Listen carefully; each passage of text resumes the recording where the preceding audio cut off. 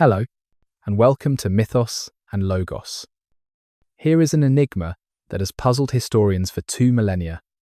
The most famous warriors in human history, whose very name has become synonymous with martial discipline and austere living, left behind almost nothing for archaeologists to find. While Athens gifted us the Parthenon, while Egypt preserved its pyramids, while Rome built monuments that still dominate modern skylines, Sparta, the military superpower that dominated Greece for centuries, left us mostly empty fields and scattered stones. They built no great temples of marble, commissioned no magnificent statues, created no vast libraries. They invested everything, absolutely everything, into the creation of human weapons. The Spartans built men, not monuments. And perhaps that is why their ghost still haunts us, 25 centuries after their power crumbled to dust. This is a story of extremes pushed beyond the breaking point. It is the account of a society that attempted something no other culture has ever fully achieved: the complete subordination of individual desire to collective will, the transformation of an entire population into a singular military machine, the pursuit of strength through suffering taken to its absolute limit. What they created was simultaneously magnificent and monstrous, a civilization that inspired both the highest admiration and the deepest revulsion, often from the same observers. Even today, we cannot decide whether Sparta represents humanity at its most disciplined and noble, or at its most cruel and inhuman.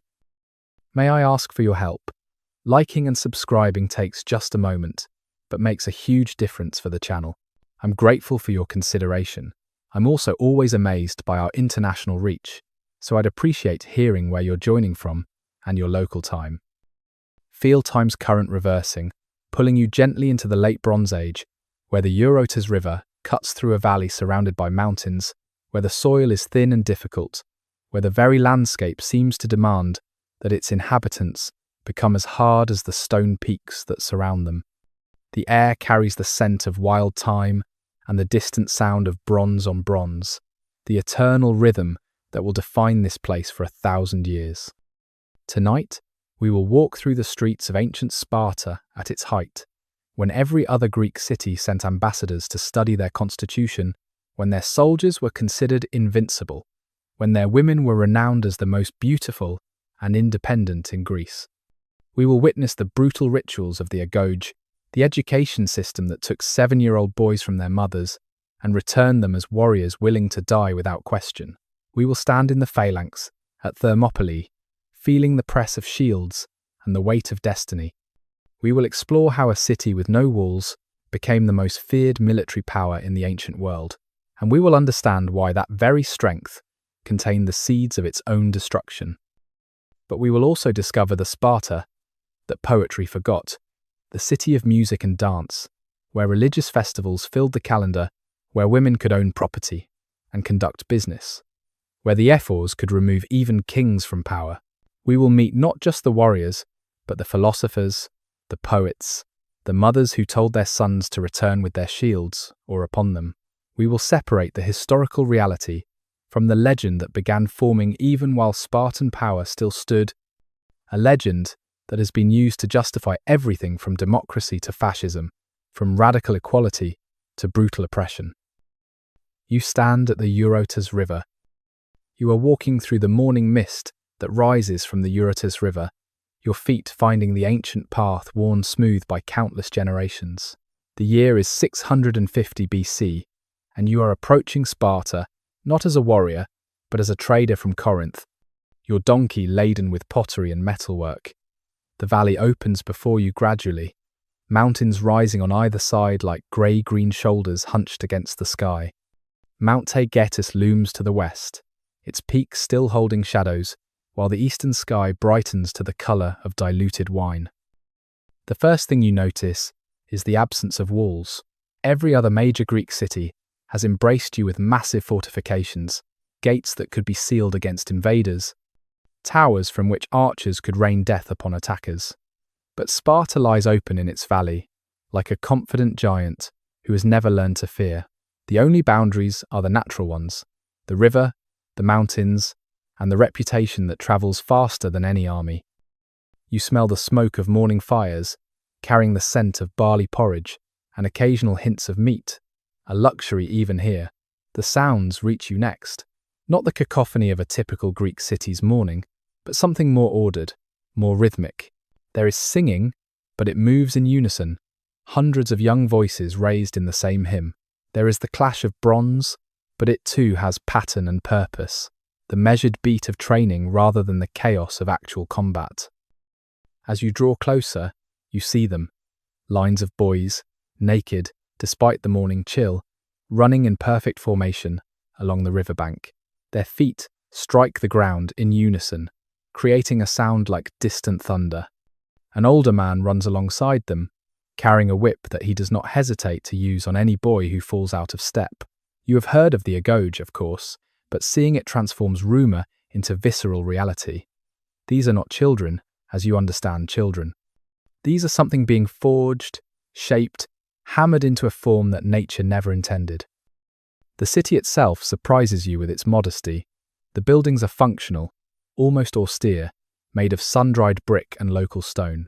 There are no painted facades, no decorative columns, none of the architectural competition that defines Athens or Corinth. Even the homes of the wealthy are remarkably plain, as if luxury itself has been declared an enemy of the state. You pass what must be a temple, identifiable only by the smoke of sacrifice rising from its altar. It could be a barn in any other Greek city. Your presence has been noted. A group of young men, perhaps 20 years old, approach you with the distinctive long hair that marks them as full citizens who have not yet married. They move with an economy of motion that makes other Greeks look clumsy by comparison. Every gesture is precise, controlled, purposeful. They do not threaten you. Their xenophobia is not crude or violent, but you feel evaluated, measured, found wanting in some fundamental way. You are soft. Your hands are meant for counting coins, not wielding spears. You are necessary, for even Sparta needs trade, but you are also somehow pitiable. The coming of the Dorians. The story the Spartans told themselves about their origins was soaked in blood from the very beginning. They were not autochthonous, not born from the soil they occupied. They were conquerors, descendants of the Dorians who had swept down from the north when the Bronze Age palaces burned, when the sophisticated Mycenaean civilization collapsed into darkness and forgetting. The Spartans claimed descent from the Heraclidae, the sons of Heracles himself, returning to claim their rightful inheritance after generations of exile. This was not mere mythology to them. It was the fundamental justification for everything their society would become. They were not the original inhabitants of Laconia. They had taken it by force from the Achaeans who had lived there since time immemorial. The fertile valley of the Eurotas had not been given to them. They had seized it with iron weapons against bronze, with the disciplined savagery that would become their trademark. Even their dual kingship, that unique institution that puzzled other Greeks, they traced back to twin descendants of Heracles, who had agreed to share power rather than fight a civil war that would have destroyed them both. Archaeological evidence suggests a darker and more complex truth. The Dorian invasion, if it happened as a single event at all, was part of a broader systems collapse that swept across the eastern Mediterranean around 1200 BC. Palaces burned from Anatolia to the Peloponnese. Trade networks that had sustained complex civilizations for centuries vanished almost overnight. Writing itself disappeared from Greece for nearly 400 years. Into this chaos came new peoples, or perhaps old peoples with new weapons and new hunger, and from this crucible of destruction and reformation, Sparta would slowly emerge. The early Spartans were likely not so different from other Dorian communities that established themselves across the Peloponnese. They farmed the valley, they raised livestock on the mountain slopes, they raided their neighbours when opportunity arose, they defended against raids in turn. But something in the valley's isolation, in its natural defences, in the particular mixture of peoples who survived there, began to create the conditions for something unprecedented. By 900 BC, 4 villages in the Eurotas Valley had begun to coalesce into something larger. Pitana, Messoa, Limnae, and Cynosura merged not through conquest but through gradual alliance, creating a political entity that controlled the most fertile land in Laconia. This synoesism, this coming together, was not unique in the Greek world. What was unique was what they would do with the unity they had created. The Spartans developed a mythology of their own superiority that went beyond mere ethnic pride. They were the true heirs of the heroic age, the last Greeks who maintained the virtues of the Homeric warriors, while others had grown soft with commerce and culture. They spoke a Doric dialect that they claimed was purer, more masculine than the refined Ionic spoken in Athens. Their religious practices maintained archaic elements that other Greeks had abandoned. They were, in their own understanding, a blade of ancient bronze kept sharp, while others had become decorative ornaments. Blood and ash, the Messenian Wars. The transformation of Sparta from a typical Dorian settlement into the military state that would terrify and fascinate the ancient world began with an act of conquest. So, brutal and complete that it would define everything that followed.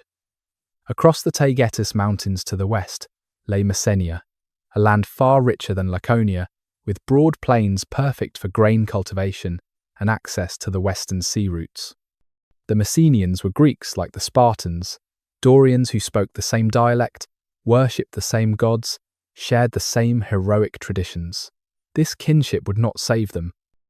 The First Messenian War, beginning around 735 BC, lasted 20 years. Think about that duration.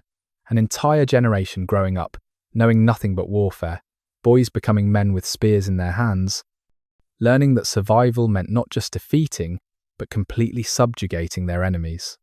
The Spartans fought with a determination that went beyond normal Greek warfare, which typically involved seasonal campaigns and negotiated settlements. They came year after year, burning crops, destroying villages, grinding down Messenian resistance with relentless pressure.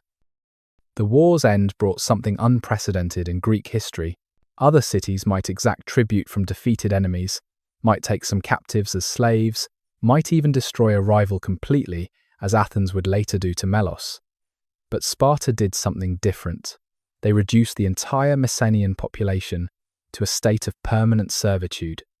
The Messenians became helots, neither slaves nor free, bound to the land they had once owned, forced to give half of everything they produced to Spartan masters, who'd been given their ancestral farms as rewards for military service.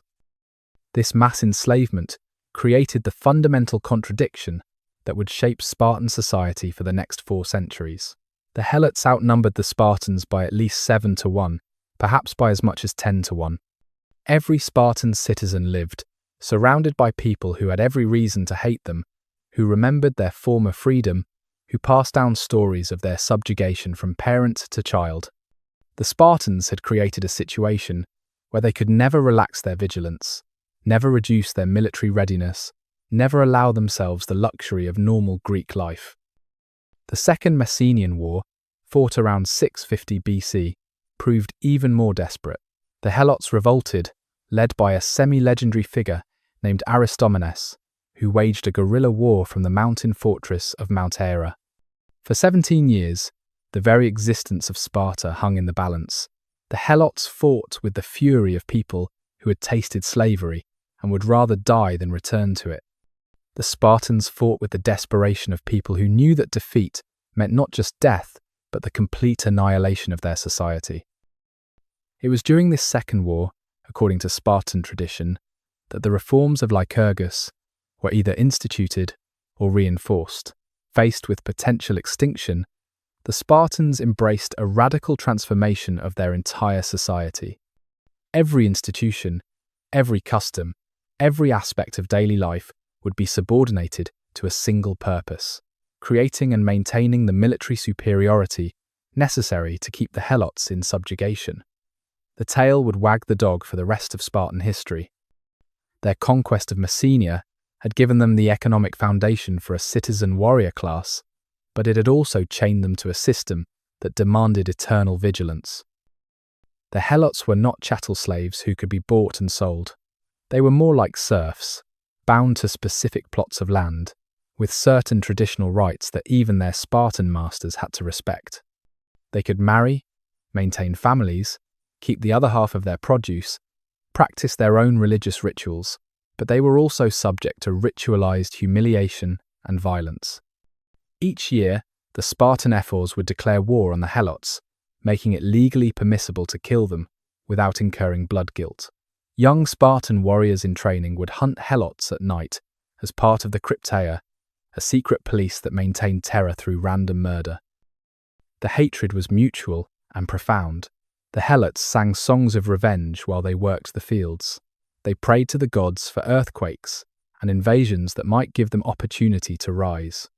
When foreign armies approached Spartan territory, the greatest fear was not the enemy soldiers, but the possibility that the helots would join them. Every Spartan military campaign had to calculate not just the forces needed for victory, but the garrison required at home to prevent uprising. They had created perfect agricultural productivity through mass slavery, but in doing so, had made themselves prisoners of their own success. Lycurgus and the Great Rhetor. No figure in Spartan history is more important or more impossible to verify than Lycurgus, the lawgiver whose reforms supposedly created the unique institutions that defined Sparta for centuries. Was he a real person who lived in the 9th century BC? Was he a mythical figure invented to give divine sanction to radical social changes? Was he perhaps multiple reformers whose work was later attributed to a single legendary source? Even ancient Greeks disagreed, with some claiming he was contemporary with Homer, others placing him centuries later, and the skeptical historian Plutarch admitting that nothing can be said about Lycurgus that is not disputed. What matters is not whether Lycurgus lived, but what the Spartans believed about him and his laws.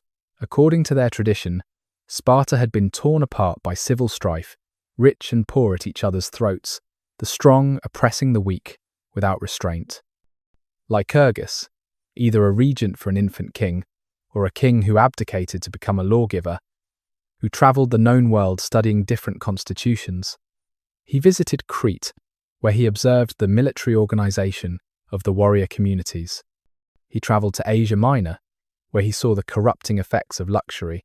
Some said he even reached India, learning from the gymnosophists, the naked philosophers who rejected material possessions. Returning to Sparta with a vision of radical reform, Lycurgus first secured the approval of the Delphic oracle. The Pythia, speaking for Apollo, declared that his laws would make Sparta the most famous state in Greece. Armed with divine sanction, Lycurgus proposed what he called the Great Rhetor, the great saying or pronouncement, a constitution that was not written down, but memorized and passed orally from generation to generation. Writing, Lycurgus supposedly believed, would make the laws rigid and subject to legalistic manipulation. Oral tradition would keep them alive, flexible, embedded in the community's living memory. The reforms attributed to Lycurgus touched every aspect of life, creating a totalitarian system that would have been unthinkable in any other Greek city. First came the political reforms.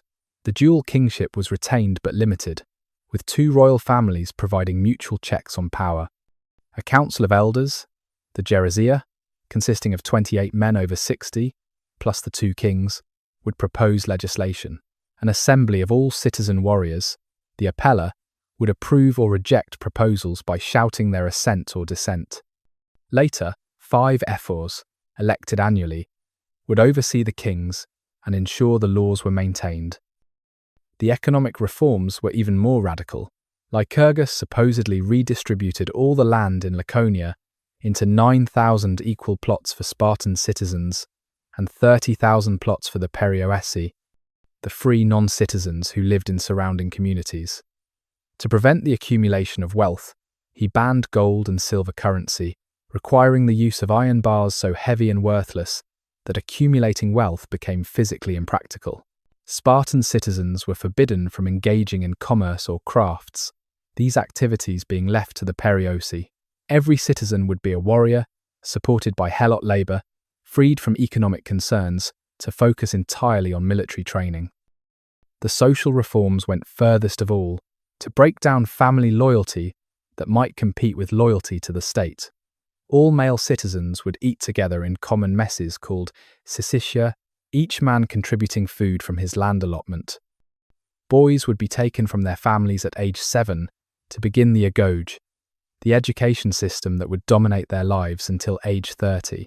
Marriage existed primarily for producing new citizens, with husbands visiting their wives secretly at night, but living with their military units.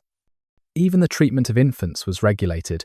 Newborns deemed too weak were supposedly exposed on Mount Taygetus, though archaeological evidence for this practice remains disputed. These laws created something unprecedented, a society where private life essentially disappeared. Every aspect of existence, from birth to death, was regulated by the state for the state's purposes. Citizens did not choose their profession. They were warriors. They did not choose their education. It was prescribed in every detail. They did not even choose what they ate for dinner. The black broth served at the syssitia became legendary for its unpalatability, with one foreign visitor joking that after tasting it, he understood why Spartans were so willing to die.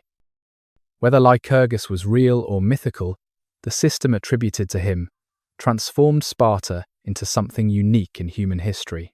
Other societies had warrior classes. Sparta made every citizen a warrior. Other societies had military training. Sparta made military training the entire purpose of childhood and adolescence. Other societies valued courage. Sparta made courage the only virtue that truly mattered. The word Spartan entered languages around the world as a synonym for austere, disciplined, severe, but the Spartans themselves had another word for their system: eunomia, good order, the harmony that comes when every person knows their place and performs their role without question or complaint. The agoge, forging warriors from children. At 7 years old, a Spartan boy experienced a separation so complete and traumatic that it can barely be comprehended by modern minds. His mother would have prepared him for this moment, since he could understand words, but no preparation could adequately ready a child for being torn from everything familiar and thrust into a system designed to break down individuality and rebuild it as part of a military machine. The boy would not see his home again, except as a visitor, until he was 30 years old, if he survived that long. The agoge was not education, as other Greeks understood it. In Athens, boys learned to read and write, to play the lyre, to appreciate poetry and philosophy, to debate in the agora. In Sparta, literacy was minimal, just enough to read military dispatches and sacred inscriptions. Music was taught, but only martial songs and religious hymns. Poetry was memorized, but primarily the verses of Tyrtaeus that glorified death in battle. The curriculum had one overwhelming focus: creating soldiers who would choose death over defeat, who would maintain formation, even as friends died beside them, who would kill without hesitation or mercy when ordered. The boys were divided into age groups, with names that emphasized their progressive transformation. The youngest were called robidas, little boys trying to become tough. Then came the promachizamenoi, those advancing toward youth. Each age had its specific trials and expectations, a gradual escalation of hardship that would culminate in the cryptia, the secret service, where young men would hunt and kill helots to prove their readiness for full citizenship. This was pedagogy through controlled trauma, each stage carefully calibrated to push boys to their limits, without quite breaking them entirely. Physical hardship was the constant companion of every boy in the agoge. They were given one cloak per year, no shoes, regardless of season or terrain, minimal food that forced them to steal or hunt to avoid constant hunger. The stealing was not just tolerated but encouraged, as long as they were not caught. Being caught brought severe beating, not for the theft but for the incompetence of being discovered. They slept on beds made of reeds. They had gathered themselves from the Eurotas River, broken by hand, without using tools. In winter, they might add thistledown for warmth, the plant's name in Greek suggesting both comfort and pain, a perfect metaphor for their entire education. The older boys supervised the younger in a system of institutionalized mentorship that often included pederastic relationships, though the exact nature of these relationships remains debated by historians. An older youth, an Aaron, would take a younger boy as his particular charge, responsible for his development, his discipline, his integration into the warrior culture. These relationships were considered so important that a boy without a mentor was seen as defective, either in attractiveness or character. The emotional bonds formed in the agoge would last lifetime, creating networks of loyalty that reinforced military cohesion. Violence was not just present, but celebrated, ritualized, transformed into religious observance. At the sanctuary of Artemis Orthia, boys would attempt to steal cheeses from the altar, while others whipped them, a ceremony that tested pain endurance while honoring the goddess. The Romans, centuries later, would turn this into a tourist spectacle, building an amphitheatre around the altar where visitors could watch Spartan youth being flogged, sometimes to death, without crying out. But in its original form, it was about learning to function through pain, to maintain composure while bleeding, to treat the body as a tool that must operate, regardless of damage. Competition permeated every aspect of the agoge, but it was competition within cooperation, individual excellence in service of group success. Boys fought each other constantly in organised bouts that taught technique while building pain tolerance.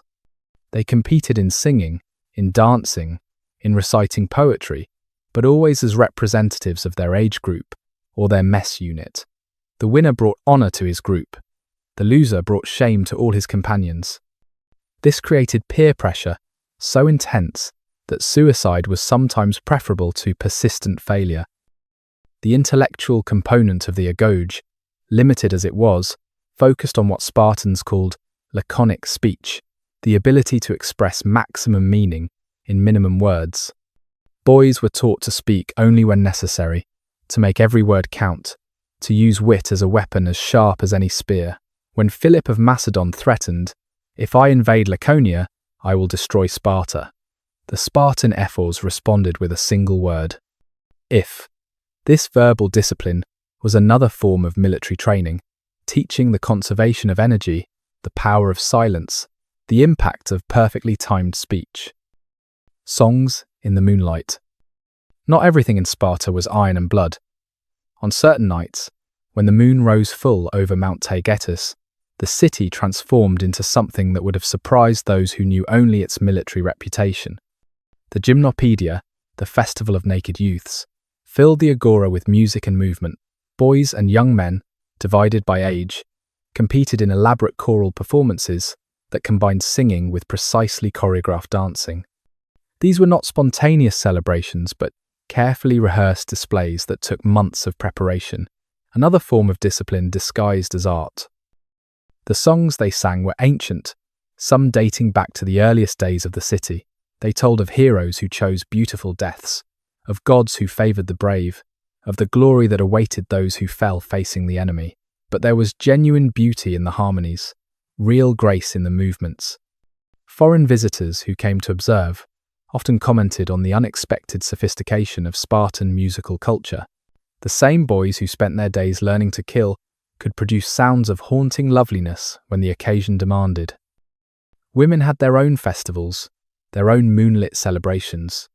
During the Hyacinthia, unmarried girls would ride in ceremonial procession on decorated carts, singing hymns to Apollo and his beloved youth Hyacinthus. They wore their finest clothes, their hair unbound and decorated with flowers, a stark contrast to the married women who appeared in public with their hair shorn short like boys. These festivals were not mere entertainment, but essential religious observances, maintaining the favour of gods who might otherwise abandon a city so focused on war. The rhythms of these celebrations echoed across the valley, reaching the helots in their villages, reminding them that their masters were not merely brutal oppressors, but also participants in something larger, older, more complex than simple military dominance. The music created temporary bridges across the chasms of social division, moments when the entire population of Laconia participated in shared cultural experiences. Even slaves might pause in their labour to listen to the distant harmonies, to remember that beauty persisted even in this harsh landscape. The boy who would not cry. His name was Alexios, though history would not remember it. At 12 years old, he'd already spent 5 years in the agoge, 5 years of constant hunger, regular beatings, endless competition. But tonight would be different. Tonight was his trial at the altar of Artemis Orthia, when he would prove his readiness to advance to the next stage of training, or fail and face disgrace that would follow him forever. The older boys had prepared the altar, placing fresh cheeses as offerings to the goddess. Alexios and his age-mates would attempt to steal them, while the Irons, the 20-year-olds, whipped them with all their strength. It was not enough to simply endure the pain. They had to maintain focus on their objective, to secure the cheeses, despite the agony.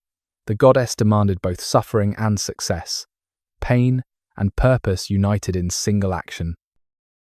Alexios took his position with the others. Naked in the moonlight, his body already scarred from previous trials. He could hear his heartbeat, feel the sweat despite the cool night air, taste copper in his mouth from biting his tongue in anticipation. The signal came, a single note from a flute, and he rushed forward with his companions into a storm of leather and pain. The first lash caught him across the shoulders, opening skin with practiced precision. He did not slow. The second wrapped around his ribs, tearing flesh in long strips. He stretched toward the altar, fingers grasping for the cheese.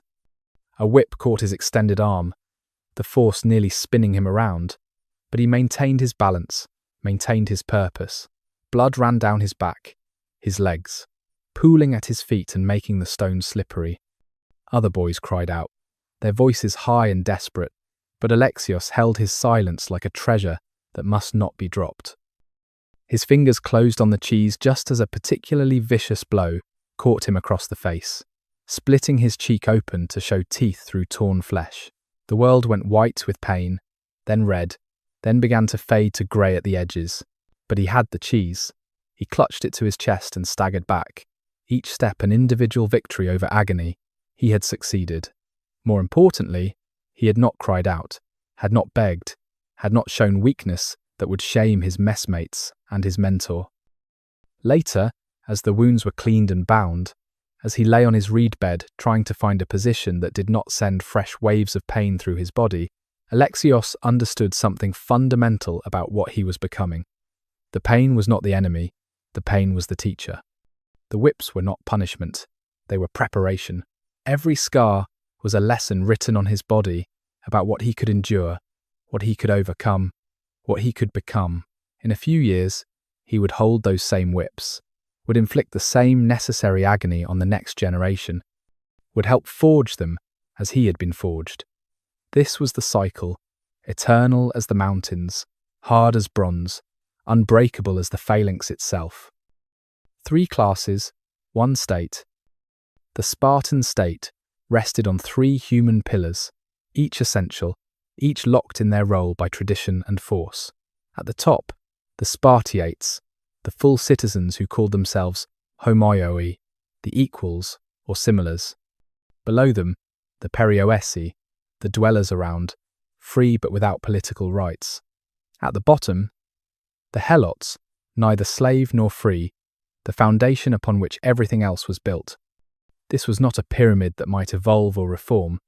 It was a structure maintained by calculated violence and careful ritual designed to be eternal and unchanging. The Spartiates were equals only among themselves, and even that equality was more theoretical than actual.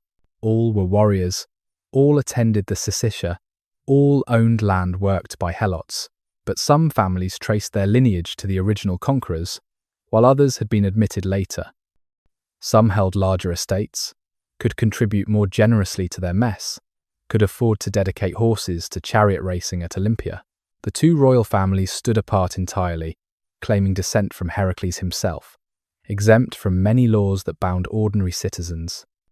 Yet compared to the social stratification in other Greek cities, where wealth could buy political power and poverty meant exclusion, the Spartan citizens did share remarkable commonality of experience and purpose. The perioeci occupied a unique position in the Greek world. They were free, could own property, could engage in trade and craftsmanship, forbidden to citizens. They lived in their own communities throughout Laconia and Messenia. perhaps 100 small towns that maintained local autonomy while owing absolute allegiance to Sparta. They provided the economic sophistication the Spartan system required, but could not generate itself. Perioecic blacksmiths forged the weapons. Perioecic merchants traded for necessities. Perioecic craftsmen produced what minimal luxury items Spartan austerity permitted. In war, they fought as hoplites alongside the Spartiates, sharing the dangers if not the glory. The relationship between Spartiates and Perioeci was complex, combining elements of exploitation with genuine mutual dependence.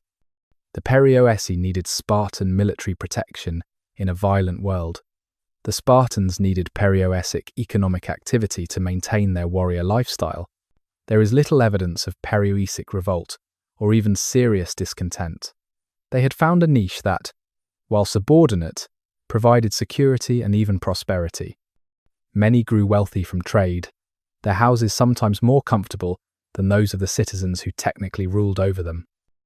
The helots were different, fundamentally and irreconcilably different. They were Greeks enslaved by Greeks, maintaining their own language, their own customs, their own bitter memories of freedom.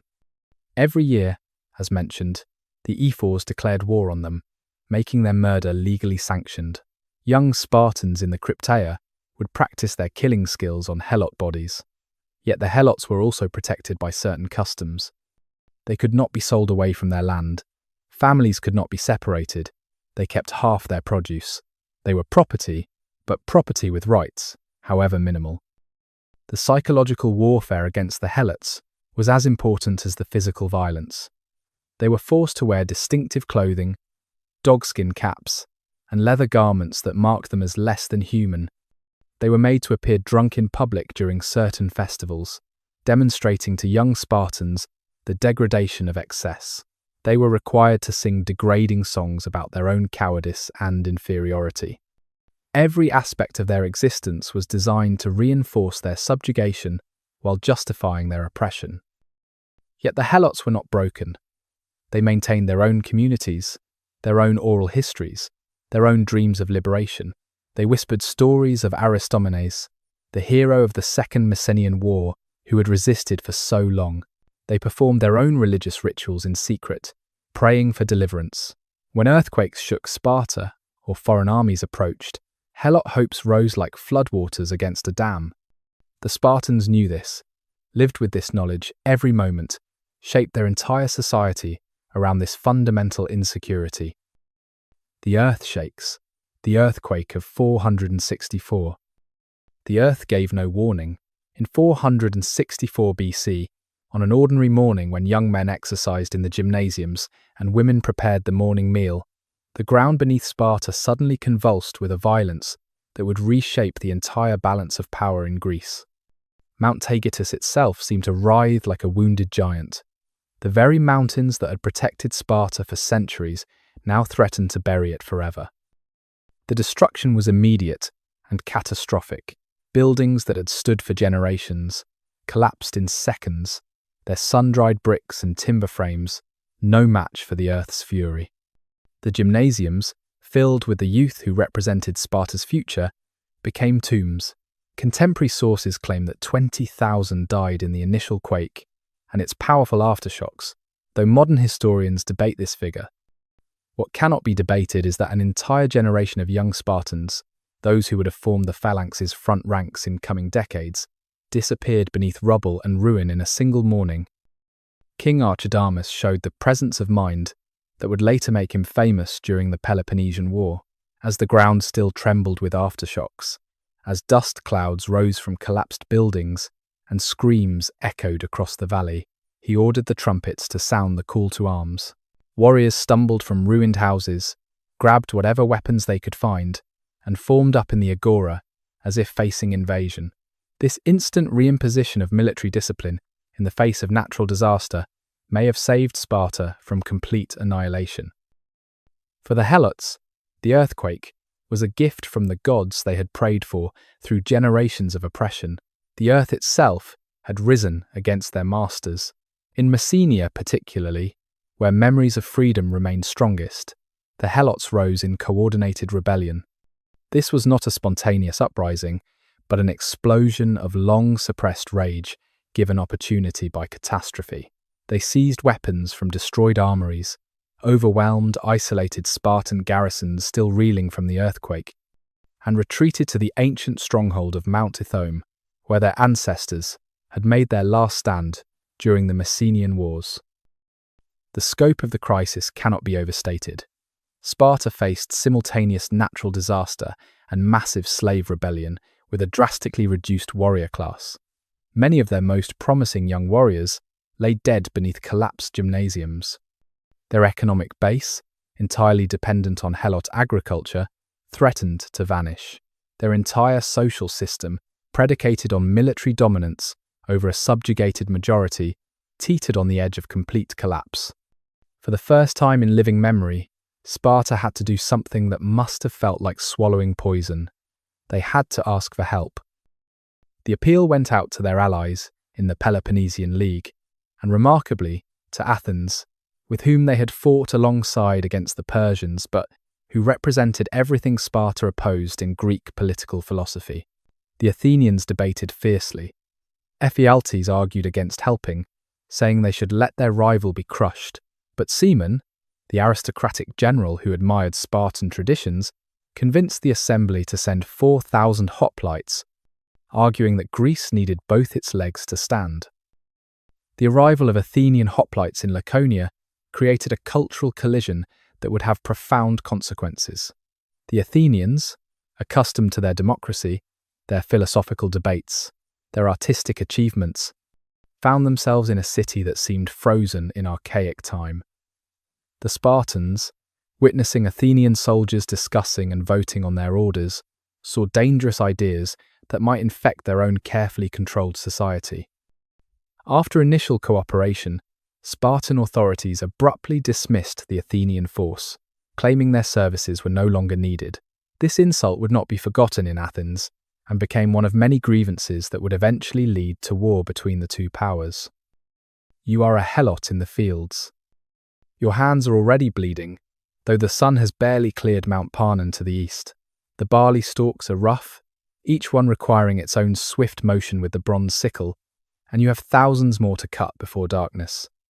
Your back screams from the constant bending, but you cannot straighten, not while the Spartiate overseer watches from his horse, his whip coiled but ready. You are 23 years old, but your body feels ancient, worn down by labour that began when you were strong enough to carry water jugs at 7. The field you work belonged to your grandfather's grandfather, back when your people were free Messenians who decided their own fates. Now it belongs to Nicias, a Spartan citizen who visits twice a year to collect his portion of the harvest. Half of everything you grow goes to feed him and his messmates in their syssitia, enabling them to spend their days training to kill while you sustain them with your sweat. The other half must feed your family, provide seed for next year, and somehow stretch to cover the lean months when the stores run low. You smell your own fear sweat mixing with the honest sweat of labour. Last night, 3 young Spartans came through the village, members of the Crypteia, hunting for any helot who might be plotting rebellion or simply unfortunate enough to be outside after dark. They killed old Alexis, claiming he was hiding grain that belonged to the state. His body still hangs from the oak tree at the village centre, a reminder that your life has less value than a Spartan's sandal strap. Your wife is pregnant again, and you feel both joy and dread. Joy that your line might continue, that your children might somehow see a better world. Dread, because another mouth means your half of the harvest must stretch even further, and because you know that if the child is strong and healthy, they too will spend their life in these fields, their back bent, their hands bleeding, their spirit carefully crushed just enough to prevent rebellion, but not so much that they cannot work. The overseer's whip cracks, not striking anyone but reminding all of you of its presence. You and your fellow helots move faster, the rhythm of reaping becoming almost hypnotic. You dare not sing the work songs your mother taught you. They are forbidden because they come from the time before, when Messenians controlled their own land. Instead, you must sometimes sing the degrading songs the Spartans require, proclaiming your own cowardice and inferiority. But in your mind, you sing the old songs, remember the old stories, keep alive the flame of memory that no amount of oppression can fully extinguish. There are moments of unexpected humanity. The overseer's young son sometimes brings water to the field workers, and his eyes hold curiosity rather than contempt. Some Spartan women, when their husbands are away on campaign, speak to helot workers with something approaching kindness. But these moments are dangerous. They might make you forget what you are, might let you relax your guard, might lead to the fatal error of acting as if you were truly human in their eyes. You have seen what happens to helots who forget their place. Their screams echo in your nightmares. The Persian shadow approaches. The great clash between Greece and Persia that would define the classical age began not with armies, but with messages, not with bronze, but with words.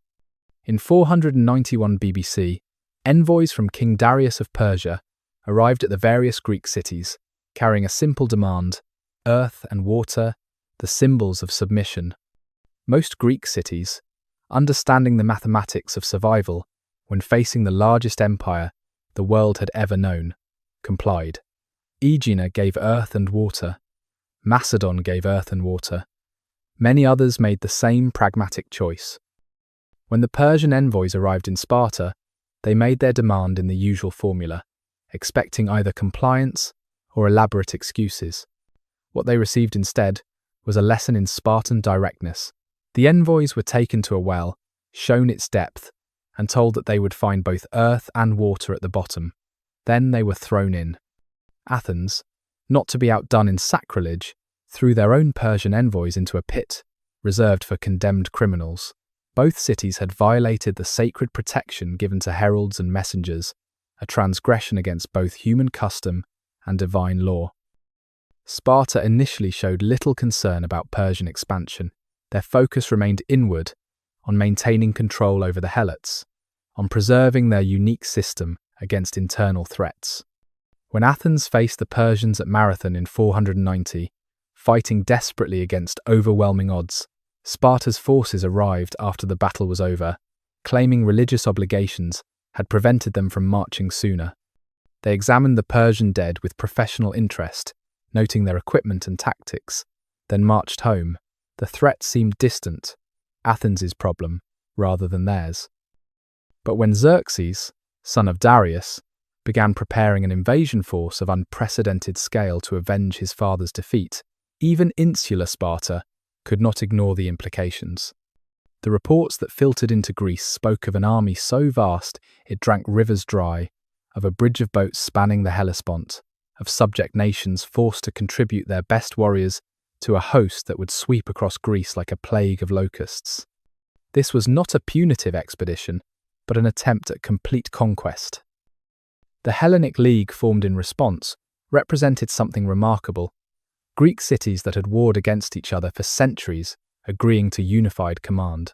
Athens would lead at sea with their powerful navy, Sparta would lead on land, their reputation for invincibility making them the natural choice despite their relatively small numbers. The dual command reflected Greek political reality, the inability to fully subordinate regional pride to collective need, but it was still more unity than Greece had ever achieved before. King Leonidas of Sparta, one of the two hereditary monarchs, understood the strategic situation with clarity that cut through all wishful thinking. The Persian army was too large to face in open battle. Greece's only hope lay in finding defensive positions where Persian numbers would count for less, where small forces could hold against multitudes. The pass at Thermopylae, where Mount Kallidromo pressed close to the sea, offered such a position. Here, the phalanx's disciplined cohesion might counter Persian numerical superiority. Here, a small force might buy time for Greece to prepare its defences. The decision to march to Thermopylae during the Carneia, a sacred festival when Spartans were forbidden to wage war, showed how seriously Leonidas took the threat. He selected 300 Spartiates, all men with living sons to continue their bloodlines, knowing this was likely a one-way journey. They would be accompanied by their helot attendants and allied forces from other Greek cities. But everyone understood that the Spartans would form the mission's iron core, the immovable object against which the Persian tide would break.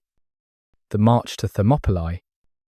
The 300 Spartans who marched north with Leonidas in 480 BC were not boys seeking glory, but mature warriors who understood exactly what they were walking toward. Each had been selected not just for their skill with spear and shield, but for their psychological preparedness to die without hesitation when the moment demanded it. They had living sons to carry on their names and maintain their family's citizenship. They had said their farewells, performed their rituals, prepared their souls for the journey across the river Styx.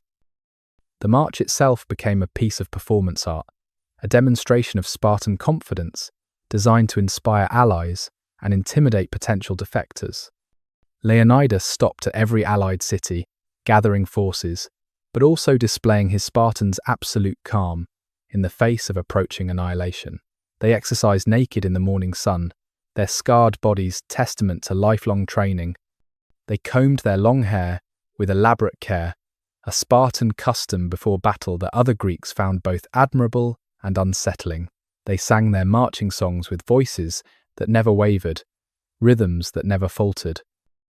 By the time they reached Thermopylae, the Allied force numbered perhaps 7,000, though ancient sources vary wildly in their estimates. There were Thespians who would prove every bit as brave as the Spartans, Thebans whose loyalty remained suspect, Phocians tasked with guarding the mountain path, and various smaller contingents. But everyone understood the command structure. Leonidas led, the Spartans formed the core, and every other unit was auxiliary to that bronze-clad nucleus of professional killers. The pass itself was narrower than modern visitors realize, subsequent earthquakes, and silting having widened what was once a corridor barely 50 feet across at its narrowest point. On one side, Mount Calidromo rose in steep cliffs. On the other, the sea pressed close, though it has since receded. The old Phocian wall, built generations earlier, was hastily repaired. Here, Bronze Age warfare would make its last magnificent stand against the new age of imperial expansion. When Xerxes' scouts reported that the defenders were few and seemed unconcerned, combing their hair and exercising rather than frantically preparing defences, the great king allegedly laughed. Demaratus, an exiled Spartan king in Persian service, warned him that this was Spartan custom before they intended to deal death. These men had come to die, but they intended to make that dying extremely expensive. Xerxes waited 4 days, expecting the Greeks to flee when they fully comprehended the size of his force. When they did not move, he had no choice but to attack. The first waves were Median and Sicyan troops, brave enough but unprepared for the mechanics of hoplite warfare in a confined space. The Greek phalanx, 8 men deep, presented a wall of overlapping shields from which bronze spear points projected like a hedgehog's spines. The Persians, used to more mobile combat with lighter armour and shorter spears, could not penetrate this formation. They crashed against it like waves against a seawall, leaving carpets of their dead while barely denting the Greek line. Leonidas rotated his forces to keep them fresh, but the Spartans bore the heaviest burden and seemed to thrive on it. They performed feigned retreats, drawing Persian forces forward in seeming victory, only to wheel around in perfect unison and slaughter their disorganized pursuers. They demonstrated why decades of training created warriors qualitatively different from even brave amateur soldiers. Every Spartan knew exactly where his shield brother stood, without looking, could maintain formation while stepping over bodies and blood-slick ground, could thrust with his spear thousands of times without tiring because he had done so tens of thousands of times in practice. On the second day, Xerxes sent his immortals, the elite 10,000 who formed the empire's supreme military unit. They fared no better than the troops of the previous day, their reputation shattering against Spartan bronze and discipline. The narrowness of the pass negated every advantage the Persians possessed. Their cavalry could not charge, their archers could not mass their volleys effectively, their numbers could not envelop the Greek flanks. It was like trying to drain the sea through a needle's eye. Then came betrayal, that most Greek of developments. Ephialtes, a local Malian, revealed to Xerxes the existence of the Anapaya Path, a mountain track that would allow Persian forces to bypass the pass and attack the Greeks from behind. The name Ephialtes would become synonymous with traitor in Greek, literally meaning nightmare in modern Greek. Whether motivated by gold, grievance, or simple survival instinct, his information transformed certain Persian defeat into inevitable Greek destruction. Dawn light on bronze shields.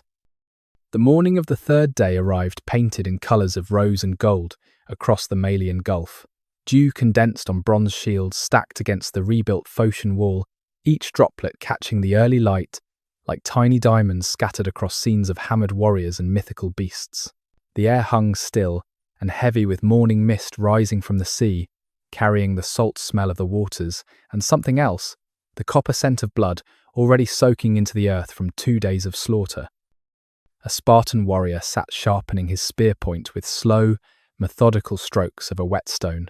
The sound rang rhythmically in the quiet morning, a meditation in metal that had been repeated countless mornings throughout his life. His bronze cuirass, dented from yesterday's fighting, caught the spreading sunlight and threw it back in sheets of golden fire. The lambda, emblazoned on his shield, the Greek letter that stood for Lacedaemon, seemed to pulse with its own inner light as the sun climbed higher. Smoke rose from small cooking fires where barley porridge bubbled in bronze pots, the same meal these men had eaten every morning since childhood in the Agoj. The familiar smell brought comfort even here, at the edge of the world, at the boundary between life and the eternal darkness that awaited. Some men oiled their hair, preparing it for the elaborate braiding that would keep it from their eyes during combat. Others stretched muscles already sore from 2 days of killing, working out the stiffness with movements learned so long ago they had become instinctive. The mountains caught the light next, Calidromo's peaks going from black to purple to green as the sun revealed their forested slopes. Somewhere up there, Persian forces were already moving along the path, revealed by the traitor, but down here in the pass, time seemed suspended in amber morning light.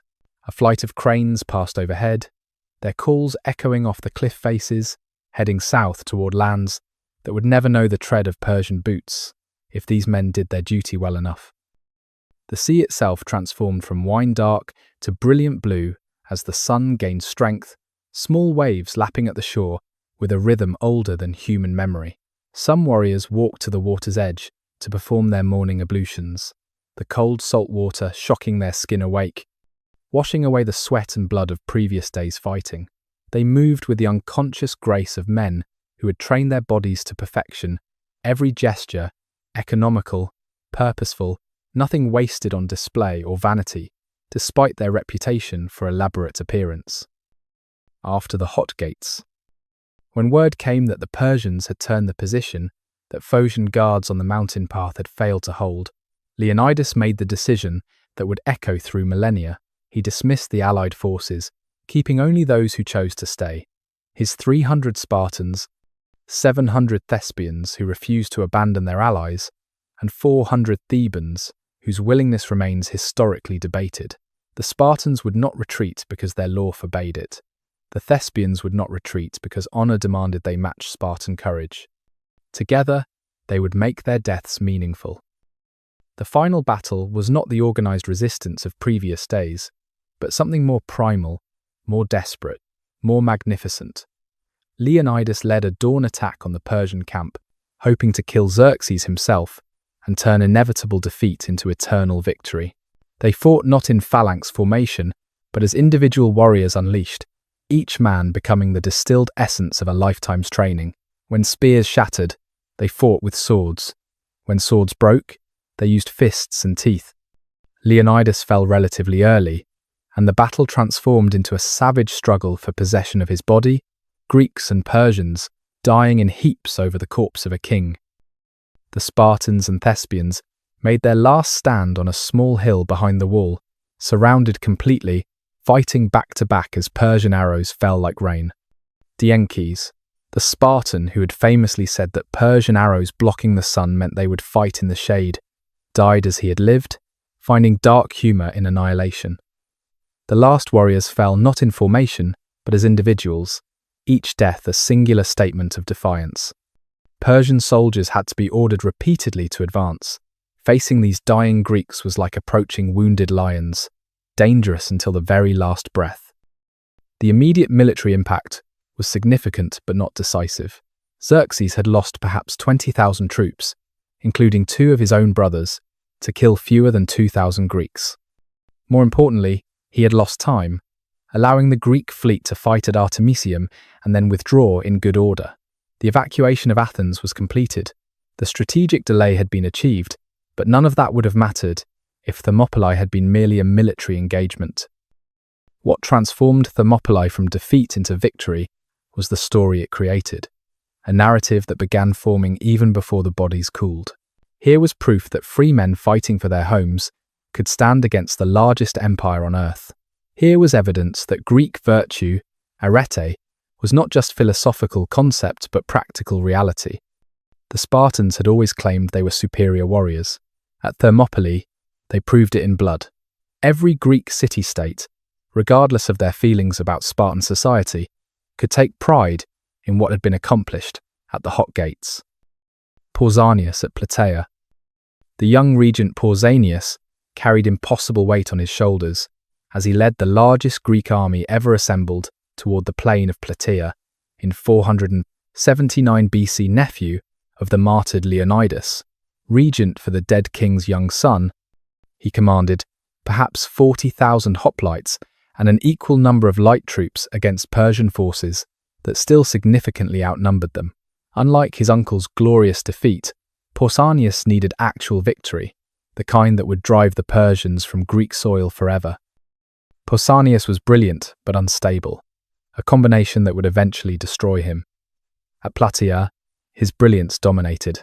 He understood that Greek heavy infantry could defeat Persian forces in close combat, but would be destroyed if caught in the open by Persian cavalry and archery.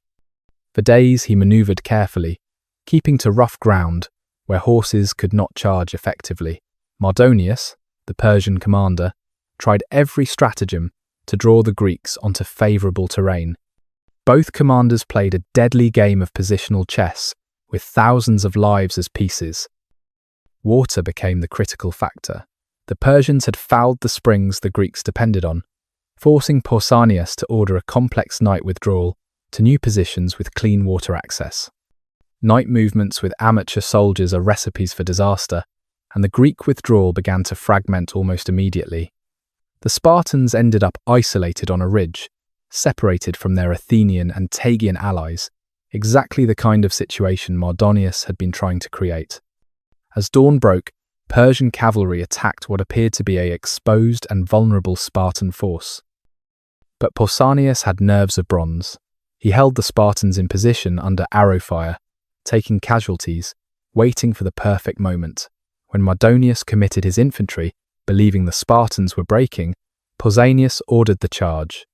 5,000 Spartiates and their Tegean allies crashed into the Persian lines, with the concentrated violence of a lifetime's training released in a single moment. Mardonius died in the fighting, his skull crushed by a Spartan stone, and with him died Persian cohesion. The carefully orchestrated battle became a rout, then a slaughter. In the aftermath, Pausanias showed both the nobility and the arrogance that would define his tragic career. He refused to mutilate Mardonius's corpse, despite suggestions that he should avenge Leonidas's post-mortem beheading. He distributed the vast Persian spoils fairly among the allied cities, but he also began to adopt Persian customs, wearing Persian dress, eating Persian food, corresponding with Persian satraps. The man who had saved Greece from Persia became intoxicated with Persian luxury and power.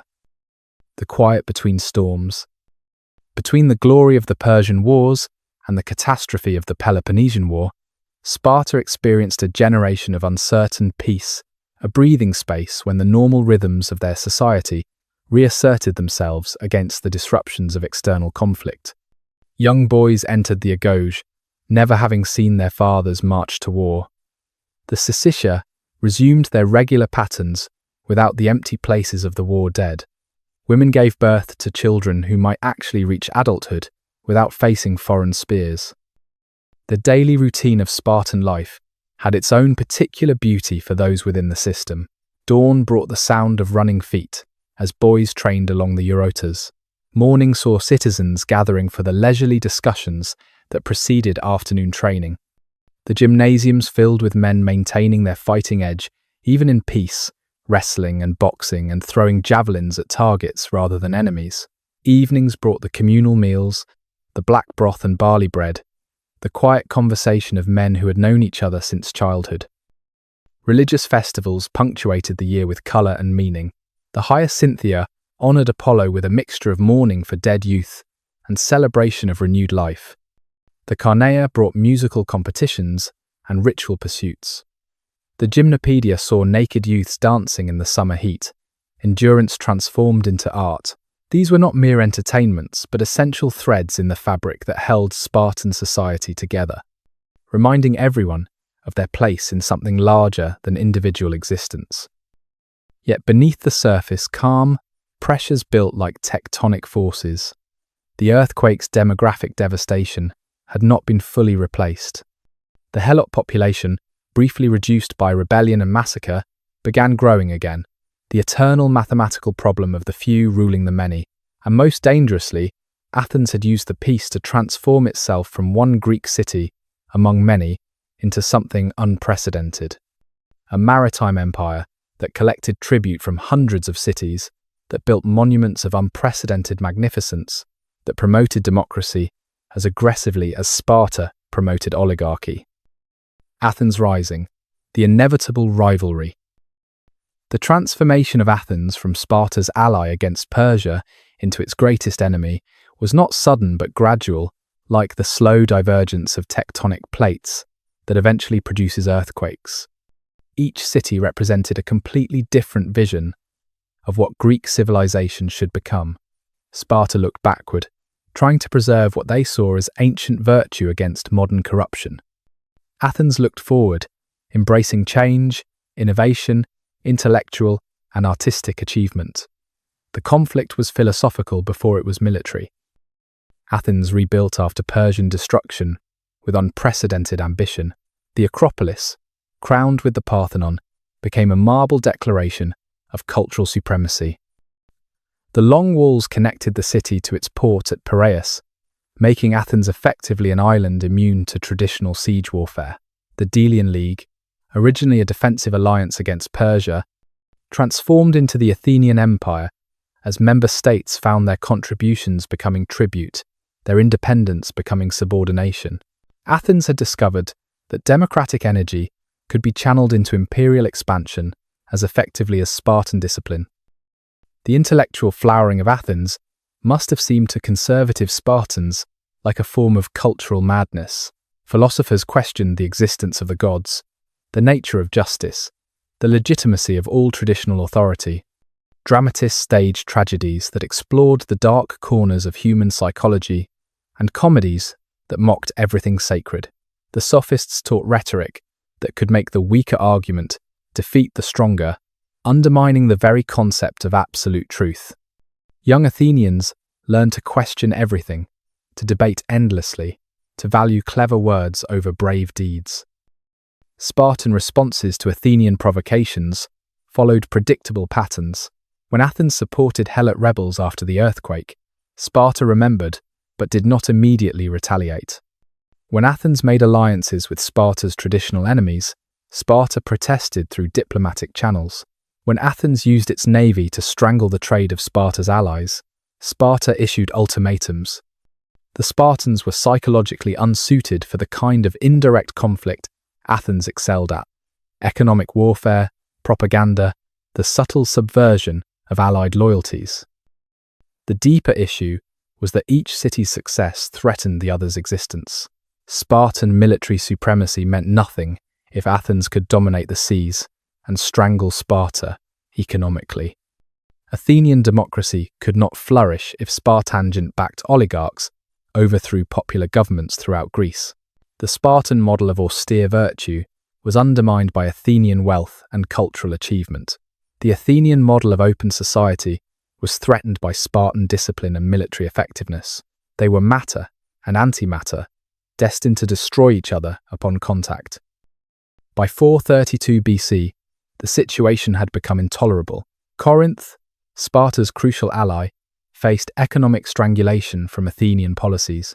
Megara, caught between the two powers, suffered under Athenian embargo. Smaller cities throughout Greece found themselves forced to choose sides in a conflict that had not yet begun but seemed inevitable. When the Spartan assembly finally voted for war, it was almost with relief. At least war was something Spartans understood, something they had trained for all their lives, something that did not require endless words and subtle strategies. The long war begins. The Peloponnesian War that began in 431 BC was unlike any conflict Greece had previously experienced.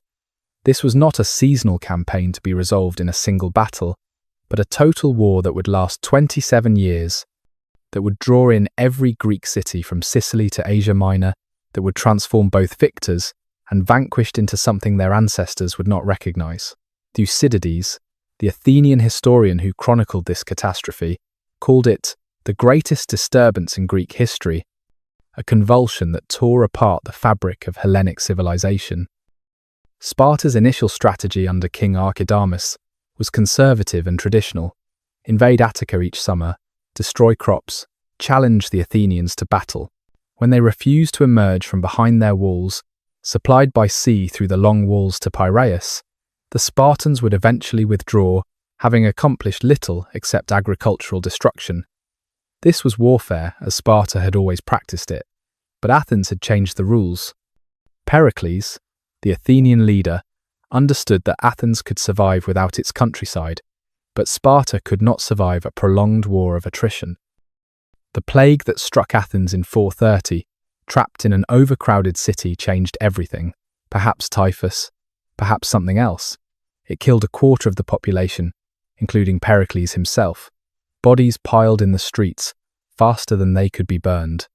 Social order collapsed as people, believing they were doomed anyway, abandoned all moral restraint. The refined democracy that had produced Sophocles and Socrates transformed into mob rule, driven by demagogues who promised victory through increasingly extreme measures. Sparta, observing Athens' agony from a safe distance, might have pressed their advantage, but they faced their own problems. Financing a war without Athens' tributary empire required Persian gold, a devil's bargain that undermined everything the Persian wars had supposedly achieved. Maintaining armies in the field year-round violated every principle of their citizen-soldier system. Most disturbingly, success required thinking creatively, adapting to new situations, developing strategies beyond the traditional phalanx charge, none of which came naturally to a society that valued conformity and tradition above innovation. The war's early years established patterns that would persist: Spartan dominance on land, Athenian supremacy at sea, neither able to strike decisively at the other's strength. Small cities switched sides based on immediate advantage or compulsion. Massacres became commonplace, as factional strife within cities led to democrats and oligarchs slaughtering each other with assistance from whichever great power supported their cause. The traditional Greek limits on warfare, the customs that had restricted conflict's worst excesses, dissolved in the acid of prolonged hatred. Brasidas, the Spartan who spoke. Among the granite-faced warriors who spoke only in laconic phrases emerged an anomaly.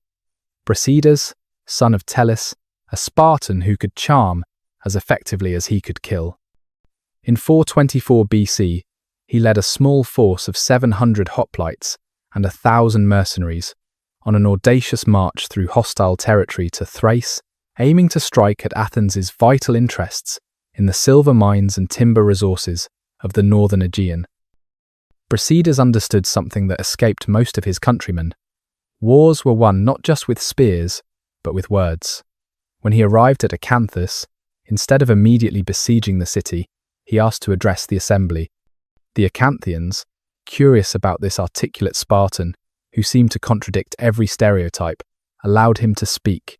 Brasidas delivered an oration that Thucydides, no friend of Sparta, called impressive. He spoke of freedom from Athenian tyranny, of local autonomy, of Sparta as liberator rather than conqueror. He promised to respect local customs, to take no revenge on pro-Athenian citizens, to leave once Athens was defeated. City after city in the region opened their gates to Brasidas, not conquered but persuaded. He kept his promises, showing a restraint that seemed almost un-Spartan. When he took Amphipolis, Athens' most important colony in the region, he offered such generous terms that the citizens accepted immediately rather than resist.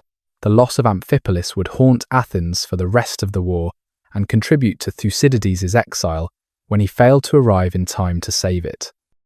But Brasidas was too successful, too independent, too willing to make decisions without consulting Sparta's conservative leadership. He recruited helots into his forces with promises of freedom, a precedent that terrified the authorities back home. He made alliances based on practical benefit rather than ideological purity. He began to seem less like a Spartan commander and more like a condottiere, a mercenary captain loyal to his own vision rather than his city's traditions. When Brasidas died in battle at Amphipolis in 422, fighting against an Athenian force sent to reclaim their colony, Sparta's leadership may have mourned publicly, but breathed privately in relief. He had shown what a Spartan could achieve when freed from the constraints of their system, and that was precisely the problem. If Spartans could succeed by abandoning Spartan methods, what was the point of their entire social order? His death allowed them to return to traditional approaches, to the comfort of familiar limitations. You march in the phalanx. Your position is third row, fifth from the right, and you have held it for 6 years since you turned 20 and joined the active army. The man in front of you is Alexios, whose back you know better than your own face. Every scar and mole memorized from countless hours of standing exactly this distance behind him. The pressure from behind comes from young Nicomedes, eager and untested, whose breathing you can feel on your neck. Your shield, the aspis that weighs 16 pounds, presses against Alexios's back while Nicomedes' shield pushes into yours. You are not individuals anymore, but components of a single organism, the phalanx that has made Sparta invincible for centuries. The enemy is visible now across 200 yards of dusty plain, Argive hoplites in their own formation, bronze armour glinting in the afternoon sunday. Your mouth is dry, despite the water you drank before forming up. Your left arm already aches from holding the shield at the precise angle that protects both you and the man to your left. The spear in your right hand, 8 feet of cornel wood tipped with iron, rests against your shoulder for now. But soon, it will thrust and thrust and thrust until your arm burns with exhaustion. The paean begins, the marching song that coordinates movement and builds courage. Your voice joins thousands of others in the ancient hymn, the same words your father sang, his father before him, back through generations to the first Dorians who came to this land. The phalanx begins to move, slowly at first, maintaining the crucial alignment. Each step is deliberate, feeling for solid ground, avoiding anything that might trip or stumble. The dust rises, coating your throat, but the singing continues, must continue, the rhythm that binds you all together. At 100 yards, the pace increases to a fast walk. You can see individual faces now among the Argives, some young and terrified, others scarred veterans like yourself. Your spear comes down to the attack position, parallel to the ground, projecting past Alexios' shoulder. The forest of spear points ahead creates a visual effect that still amazes you, thousands of bronze points catching sunlight like deadly stars. The shield wall ahead looks solid as a cliff face, but you know from experience it will crack. They always crack when hit with sufficient force. At 50 yards, someone shouts the command, and the phalanx breaks into a run. This is the critical moment when formation can dissolve into chaos, but the muscle memory from decades of training holds. Your feet find the rhythm automatically. Your shield stays locked with your neighbours. Your spear point aims for the narrow gap between helmet and breastplate on an enemy you can now see is younger than your own son. The crash when the formations meet is like nothing else in human experience. Thousands of pounds of bronze and flesh and momentum compressing into a space no larger than a village square. You thrust mechanically, feeling the spear point catch on bronze, slide off, catch on something softer. The pressure from behind is enormous as the rear ranks push forward, trying to break the enemy cohesion. You cannot see anything except Alexios's back and glimpses of chaos through gaps in the line. The noise is overwhelming. Screams, metal on metal, the grunt of men pushing with all their strength, prayers and curses in multiple dialects. Your world narrows to this. Push, thrust, maintain position, survive. This is what you trained for. This is what you were born for. This is the phalanx. The disaster at Pylos. The impossible happened at Pylos. In 425 BC, Spartans surrendered. Not just any Spartans, but 120 Spartiates from the best families, men whose fathers and grandfathers had chosen death over defeat, who had been raised from childhood to believe that survival with dishonor was worse than the most agonizing death. When they laid down their shields and allowed themselves to be taken prisoner by Athenian forces, the psychological shock reverberated throughout Greece like the earthquake of decades before. The situation had developed from Athenian opportunism rather than strategic planning. Demosthenes, an innovative Athenian general, had fortified Pylos on the western coast of the Peloponnese during a storm delay. The position threatened Messenia, potentially offering a base for helot refugees and rebels. Sparta responded with uncharacteristic haste, sending forces to eliminate this threat before it could mature. A Spartan garrison occupied the island of Sphacteria, opposite Pylos, controlling the harbour approaches. Then the Athenian navy arrived and trapped them there. What followed was a slow nightmare that violated every principle of honourable warfare Spartans held sacred. The trapped hoplites could not force battle on their terms. Athenian light troops, including archers and slingers, subjected them to constant harassment from distances beyond spear range. The island's vegetation was deliberately burned, eliminating cover. Water became scarce. The Athenian general Cleon, a demagogue whom proper military men despised, promised to kill or capture the Spartans within 20 days. He kept his promise. The Spartans tried everything. They attempted to maintain supply lines using helot swimmers, pulling submerged bags of food. They offered increasingly desperate peace terms to secure their men's release. But slowly, inexorably, casualties mounted and options disappeared.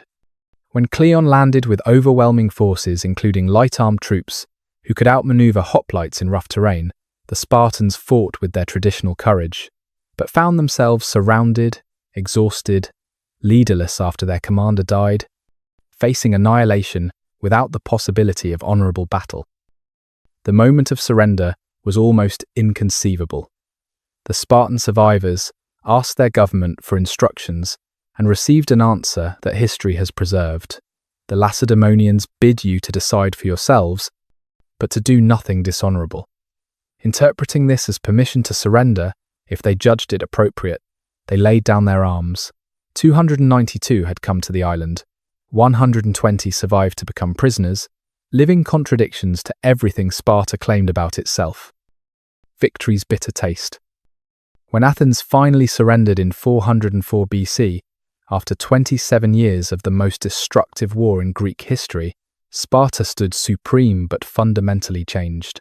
The victory celebration was muted by exhaustion and the recognition of what achieving this triumph had cost, not just in lives, but in the compromise of every principle that had once defined Spartan society.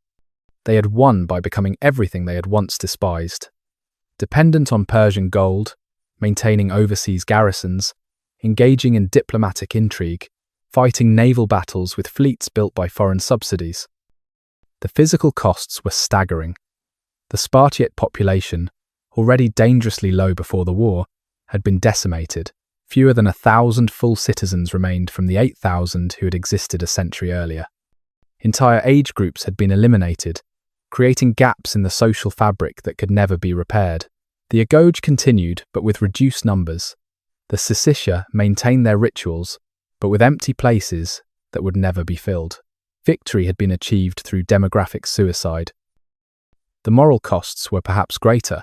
Lysander, the admiral who had engineered final victory, was everything traditional Sparta opposed: ambitious, corrupt, comfortable with foreign customs, willing to promise anything to anyone to achieve his goals.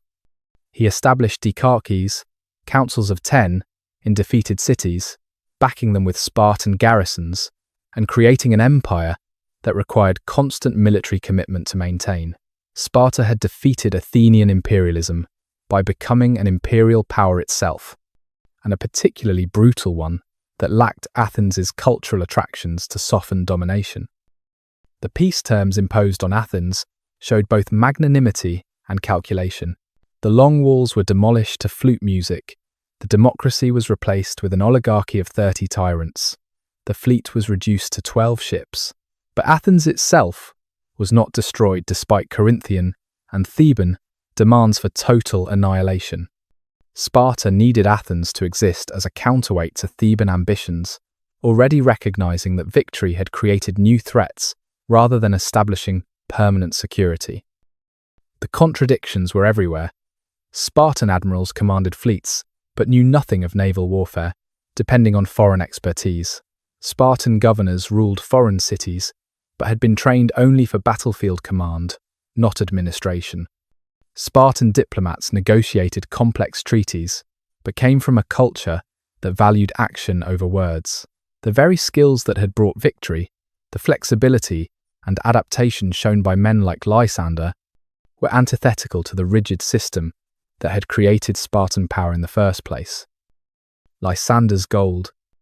Lysander stood in the treasury at Sparta, watching as talent after talent of Persian gold was counted and stored. Each piece represented a compromise, a small betrayal of the fathers who had died at Thermopylae, fighting against Persian domination. But without this gold, there would have been no fleet, no victory, no empire. He had made himself indispensable by becoming everything a Spartan should not be: wealthy, ambitious, comfortable with foreigners, skilled in the corruption that made the wider world function.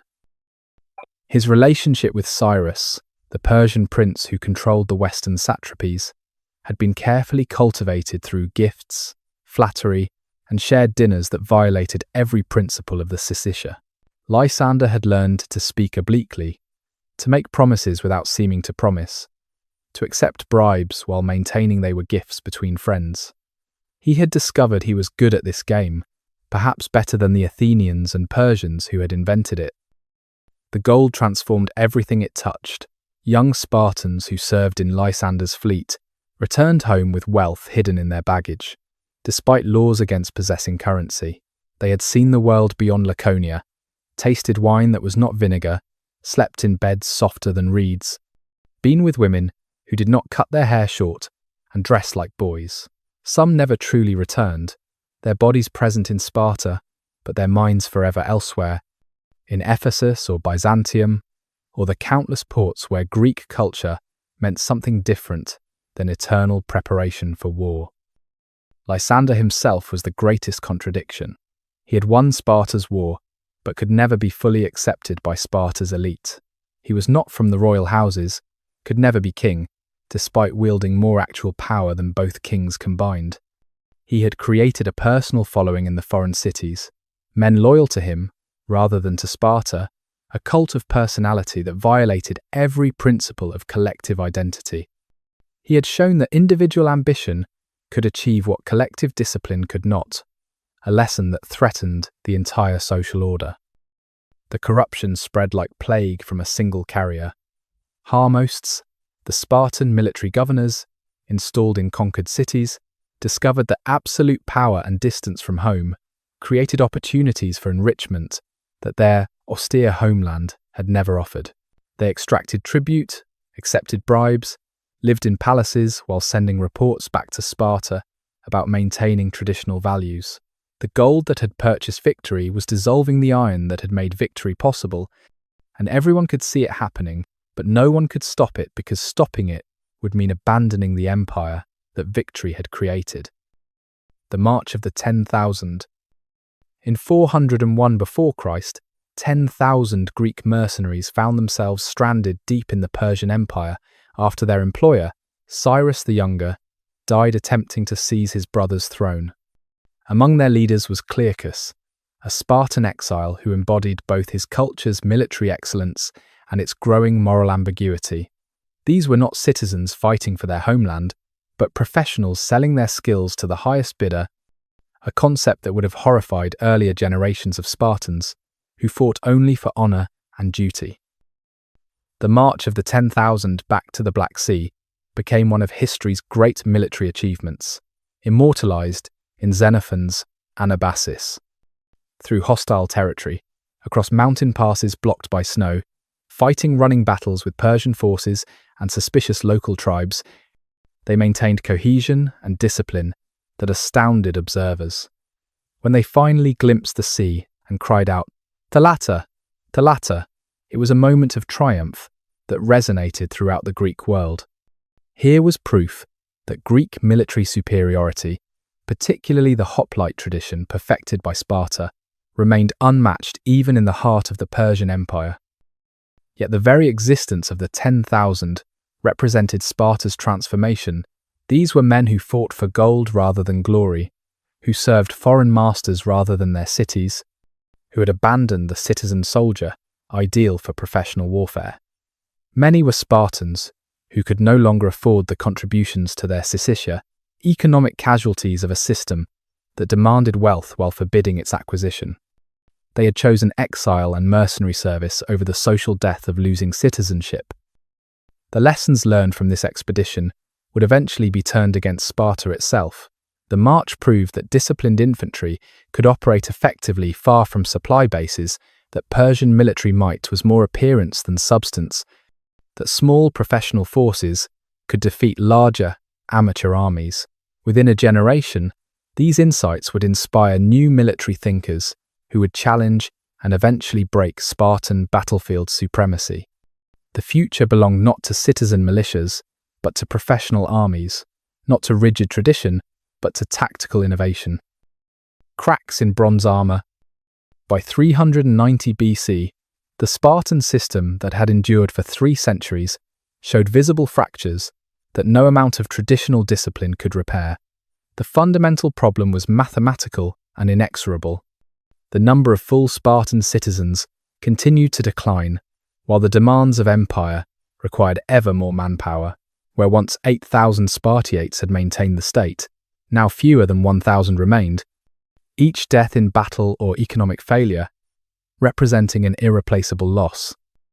The economic system created by Lycurgus, if it had ever truly existed, as tradition claimed, had completely collapsed. The equal land distributions had given way to concentrated ownership as failed citizens sold their holdings to wealthy neighbours. Some Spartan women, inheriting from fathers and husbands killed in endless wars, controlled vast estates, while former citizens who had lost their land became inferiors, hypomiones, Spartans in blood, but not in status. The prohibition against currency had become a joke as Persian gold and tribute from subject cities flooded into Sparta, creating disparities of wealth that made mockery of the concept of equals. The agoge continued, but had transformed from a system that created warriors into a nostalgic performance that created actors playing at being warriors. Boys still endured the traditional hardships, still stole food and suffered beatings, still learned the ancient songs and dances.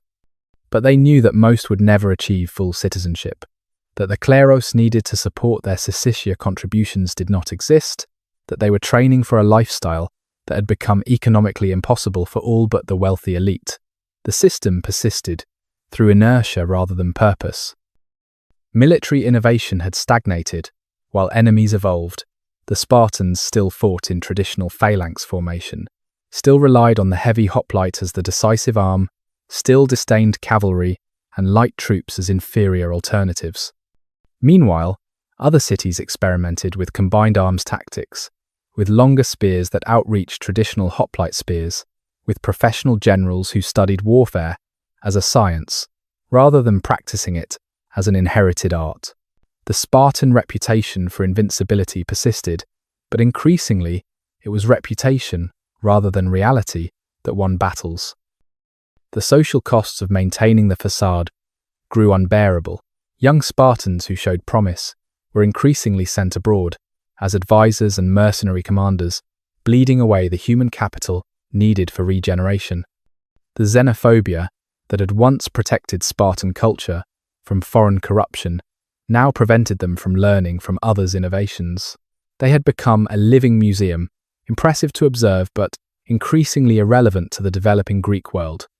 The bronze armor still gleamed, but beneath it, the body politic was dying of slow hemorrhage that no amount of traditional virtue could staunch. The treatment of the helots, always brutal, became desperate and erratic. With fewer citizens to maintain control, the crypteia transformed from selective terror into indiscriminate massacre. Yet simultaneously, more helots were being armed and promised freedom in exchange for military service, creating a population that knew how to fight and had tasted the possibility of liberation. The fundamental contradiction of Spartan society, dependence on a hostile majority, became more unsustainable with each passing year. The sacred band approaches. From Thebes came something new under the Greek sun, an elite military unit based not on citizenship or birth, but on bonds of love. The sacred band, 300 men organized as 150 pairs of lovers, represented a direct challenge to Spartan claims of military supremacy, created by Gorgidas and perfected by Peloponnese. In the years after Sparta's victory over Athens, they were everything Sparta was not: innovative, adaptable, unified by chosen affection rather than imposed discipline. The psychological foundation was brilliant and deeply Greek. Lovers would never show cowardice before their beloved, would die rather than abandon them, would fight with desperate fury to protect them. While Spartan training created bonds of shared suffering, the sacred band was unified by shared devotion. They trained together, lived together, developed tactics together that exploited weaknesses in traditional hoplite warfare. They were professionals in an age when professionalism was replacing amateur citizen soldiers, specialists when specialization was becoming essential. Epaminondas, the Theban general who would break Spartan power forever, understood something the Spartans could not. Warfare was evolving beyond simple courage and traditional tactics. He developed the oblique formation, concentrating overwhelming force on one point of the enemy line, while refusing engagement elsewhere. He made cavalry integral to his battle plans rather than relegating it to pursuit. He studied logistics and strategic movement with mathematical precision. Most importantly, he recognized that Spartan tactical rigidity, once their greatest strength, had become exploitable weakness. The sacred band's first major test against Spartans came at Tegea in 375 BC. Outnumbered 2-1 by Spartan forces, they should have been destroyed. Instead, Peloponnese led them straight at the Spartan center, banking on superior unit cohesion and the element of surprise. When both Spartan polemarchs fell early in the fighting, their forces wavered and then broke. For the first time in memory, a Spartan force had fled from numerically inferior opponents. The myth of invincibility cracked like poorly forged bronze. The political implications were as significant as the military ones. Thebes showed that Spartan hegemony could be challenged, that new forms of military organization could overcome traditional supremacy. Cities that had accepted Spartan domination as inevitable began to reconsider. The Boeotian League reformed under Theban leadership, creating a federal structure that could mobilize resources more effectively than Sparta's old-fashioned alliance system. The sacred band became not just a military unit but a symbol of possibility, proof that the future belonged to those who could adapt, rather than those who merely endured. The approach of inevitable confrontation cast shadows across all of Greece. Everyone understood that Thebes and Sparta could not coexist as equal powers, that one must break for the other to thrive. The question was whether Spartan tradition could withstand Theban innovation, whether discipline drilled from childhood could overcome devotion, chosen in maturity, whether the past could defeat the future in open battle. Leuctra, the day, the phalanx broke. On a hot morning in 371 BC, on the plain of Leuctra in Boeotia, 600 years of Spartan military supremacy ended in less than an hour. The battle was smaller than many others, perhaps 10,000 Thebans and allies against 700 Spartans and their allies, but its psychological impact exceeded that of any engagement since Marathon. When the dust settled, 400 of the 700 Spartiates present lay dead, including King Cleombrotus, and with them died forever the myth of Spartan invincibility. Epaminondas had planned this moment with scientific precision. He knew Spartan tactical doctrine as well as they did, the best troops on the right wing, the expectation of wheeling into the enemy's flank after the right achieved victory, the absolute confidence in superior training overcoming numerical disadvantage. He designed his formation specifically to exploit these expectations. Instead of matching the Spartan deployment, he weighted his left wing to unprecedented depth, 50 shields deep, where tradition called for 8 or 12. The sacred band formed the spear point of this formation, aimed directly at where the Spartan king would stand with his bodyguard. The Spartans recognized something was different, but could not adapt their mental framework to process it. Their entire system was built on doing one thing supremely well, maintaining phalanx cohesion, while grinding down opponents through superior endurance and discipline. Tactical flexibility was not just absent from their training, but actively discouraged as dangerous innovation. When Cleombrotus ordered his cavalry forward to screen his planned flanking maneuver, they were quickly routed by superior Theban cavalry and fell back in disorder through their own lines, disrupting the careful hoplite formation. Then came the collision that changed Greek history. The Theban left wing, 50 men deep, struck the Spartan right, 12 men deep, with momentum that was literally irresistible. The physics were simple and brutal. Mass times velocity equals force, and the Thebans had more mass moving at the same velocity. The Spartan front ranks, for all their courage and skill, were simply pushed backward, compressed into their rear ranks, unable to bring their superior training to bear because they had no room to fight. It was not a battle but a crushing, like a hammer striking an anvil with bronze caught between. King Cleombrotus fell early, wounded mortally but still breathing, and the fight transformed into a desperate struggle to save or capture his body.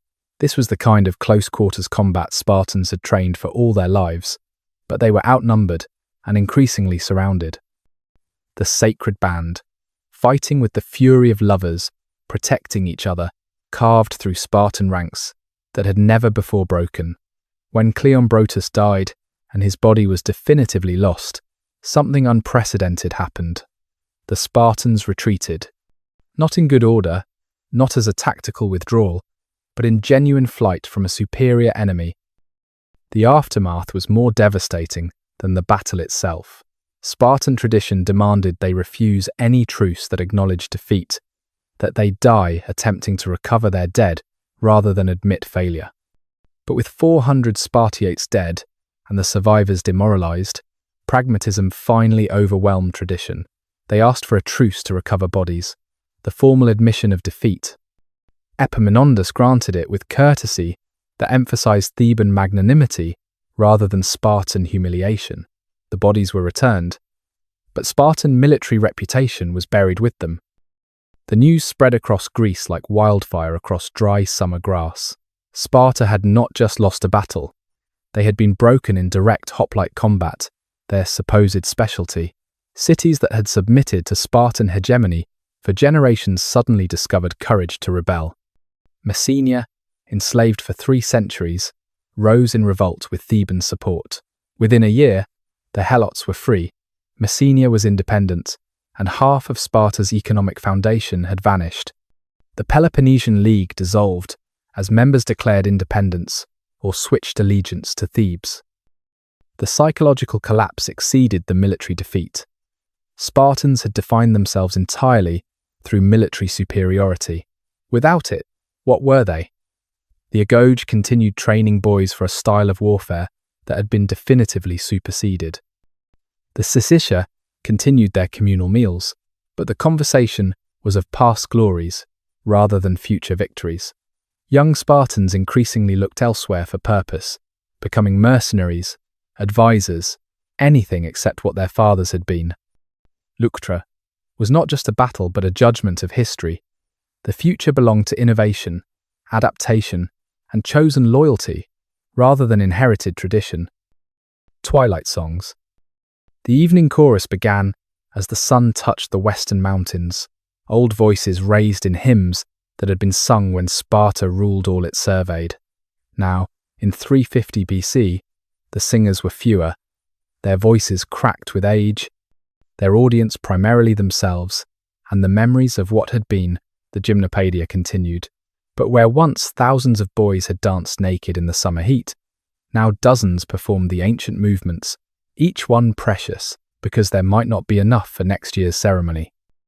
The songs themselves had not changed, still telling of Leonidas at Thermopylae, of ancient victories over Argos and Athens, of heroes who chose beautiful deaths rather than shameful survival. But now they carried different weight, transformed from celebration of ongoing excellence into elegies for vanished glory. The harmonies that had once thundered across the valley now whispered like wind through empty buildings. Beauty remained in the melodies, perhaps even enhanced by the melancholy of decline, the way twilight can be more lovely than noon. Women's voices joined the evening songs, and here was change made audible. Where once they had sung of sons they would raise to be warriors, now many sang of sons who would never be born, of husbands who had died in distant battles, or simply left for mercenary service never to return. The demographic mathematics were inexorable. Fewer than 300 full citizens remained, many beyond military age, most without male heirs. The wombs that should have carried future Spartans remained empty, or bore children who would never achieve citizenship.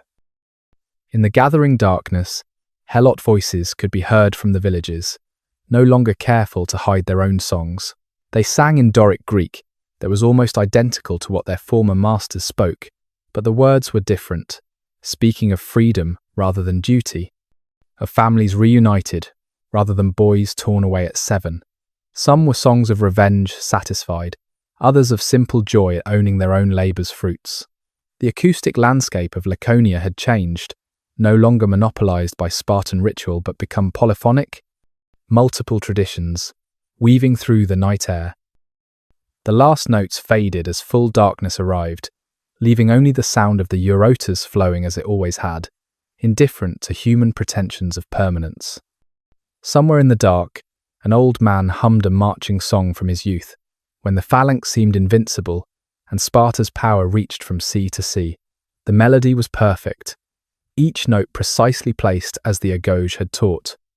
But he sang alone, and when his voice finally stilled, the silence that followed was profound and final. You walk through empty barracks. You are a visitor to Sparta in the year 300 BC, drawn by curiosity to see the city that once terrified the Greek world. Your footsteps echo on packed earth as you walk through what were once the barracks of the agoge, now largely abandoned. Inhabited only by shadows and the weight of memory, the buildings still stand, simple structures of mud, brick and timber, but many roofs have partially collapsed, letting in shafts of afternoon sunlight that illuminate dust motes dancing in the still air. In one corner, you find equipment left behind, practice spears leaning against a wall, their points dulled by thousands of training strikes, wooden shafts, worn smooth by countless hands. A helmet sits overturned on a bench, bronze green with verdigris, the proud lambda on its surface, barely visible beneath oxidation. You lift it, feeling its weight, trying to imagine the boy who once wore it, who learned here to subsume himself into something greater, who probably died on some distant battlefield, believing he maintained an eternal tradition. The sleeping quarters are most haunting. Rows of reed pallets remain, most rotting into compost, a few still maintaining their shape, as if waiting for boys who will never come. The walls bear graffiti scratched by young hands.